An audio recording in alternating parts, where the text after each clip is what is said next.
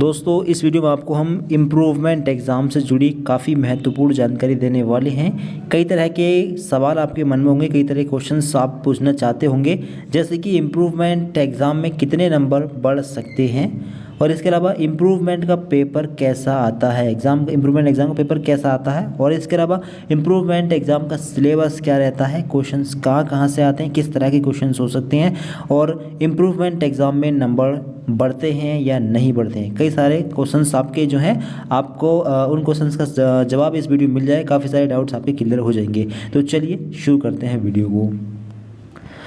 तो सभी स्टूडेंट्स ध्यान से स्क्रीन पर देखेंगे। देखिए पहले बात करते हैं इम्प्रूवमेंट एग्ज़ाम में कितने नंबर बढ़ सकते हैं। तो देखिए इसकी कोई लिमिट नहीं है। जैसे मान लीजिए आपका पेपर 100 मार्क्स का है, तो 100 में से अगर आपने बहुत ही अच्छा आप लिखते हैं तो 100 भी ला सकते हैं और 100 में से आप 90 भी ला सकते हैं। अगर 50 नंबर का पेपर है तो 50 में से आप 40 भी ला सकते हैं, यानी कितने भी नंबर बढ़ सकते हैं, कोई लिमिट नहीं है कि इतने ही बढ़ेंगे। ठीक। दूसरा, इम्प्रूवमेंट का पेपर कैसा आता है, तो आप लोगों को बता दें कि इम्प्रूवमेंट का पेपर इजी आता है। जी हाँ, आसान आएगा इम्प्रूवमेंट का पेपर। मेन एग्ज़ाम के मुकाबले इम्प्रूवमेंट एग्ज़ाम का पेपर इजी रहेगा। दूसरा, सिलेबस क्या रहेगा, क्वेश्चंस कहाँ से आएंगे, तो जो सिलेबस मेन एग्ज़ाम का था वही सिलेबस रहेगा इस इम्प्रूवमेंट एग्ज़ाम का। जिस तरह के क्वेश्चंस मेन एग्ज़ाम में आए थे उसी तरह के क्वेश्चन आएंगे। क्वेश्चन का पैटर्न बिल्कुल मेन एग्ज़ाम वाला रहेगा। क्वेश्चंस सेम नहीं होंगे, मतलब बदले हुए होंगे। ठीक है, क्वेश्चंस दूसरे पूछे जाएंगे, जो मेन एग्ज़ाम में आए थे वही क्वेश्चन नहीं आएंगे, दूसरे क्वेश्चंस होंगे। कुछ क्वेश्चन रिपीट हो सकते हैं, यानी जो क्वेश्चंस आपके मेन एग्ज़ाम में आए थे उसमें से कुछ क्वेश्चंस रिपीट होकर इम्प्रूवमेंट एग्ज़ाम में भी आ सकते हैं। पेपर ईजी आएगा, सिलेबस वही रहेगा जो मेन एग्ज़ाम का था। अब इम्प्रूवमेंट एग्ज़ाम में नंबर बढ़ते हैं या नहीं, तो जी हाँ बिल्कुल। जब पेपर आपका इजी आएगा, जब एग्ज़ाम आपका इजी होगा, पेपर इजी आएगा, तो आपके नंबर बढ़ने के चांस भी ज़्यादा रहेंगे। तो कह सकते हैं कि नंबर बढ़ते हैं।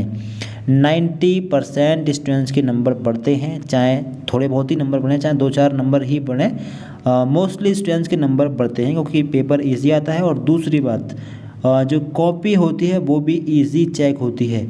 इम्प्रूवमेंट एग्ज़ाम की कॉपी भी इजी चेक होती है। तो अगर जितना आपने मेन एग्ज़ाम में लिखा था अगर उतना ही अगर आप लिख रहे हैं तो पासिंग मार्क्स फिर भी आपको मिल जाएंगे। ठीक। अगर आप थोड़ी अच्छी से कॉपी लिख देंगे तो काफ़ी चांसेस हैं कि आपके नंबर बढ़ जाएंगे। ठीक है, तो काफ़ी जो है इजी पेपर रहेगा, नंबर बढ़ने के चांस पूरे रहेंगे। ठीक। इम्प्रूवमेंट का जो पेपर होता है वो MJPRU में बता दें तो वहाँ पर अगर कोई स्टूडेंट्स फेल हो जाता है, किसी का पेपर छूट जाता है, तो उनके लिए भी इम्प्रूवमेंट ही है, प्राइवेट वालों के लिए। और किसी को अगर अपने नंबर बढ़ाने हों तो उनके लिए भी इम्प्रूवमेंट का पेपर है। और CCSE यूनिवर्सिटी में केवल नंबर बढ़ाने के लिए इम्प्रूवमेंट का एग्ज़ाम दिया जाता है। तो मोस्टली इम्प्रूवमेंट जो है नंबर बढ़ाने के लिए ही दिया जाता है। तो अगर आप केवल नंबर बढ़ाने के लिए इम्प्रूवमेंट का एग्ज़ाम दे रहे हैं तो 90% संभावना है कि आपके मार्क्स बढ़ेंगे। ठीक है, बढ़ने की पूरी संभावना है। अब बस आप थोड़ा लिखने पर ध्यान दें, थोड़ी तैयारी अच्छी करिएगा। ठीक है, आपके नंबर बढ़ने की पूरी संभावना है। पेपर पहले वाले पेपर से इजी रहेगा और मार्किंग जो होगी वो भी इजी होगी। पेपर की चेकिंग भी, कॉपी की चेकिंग भी काफ़ी इजी रहेगी, नंबर बढ़ने के काफ़ी चांसेस हैं।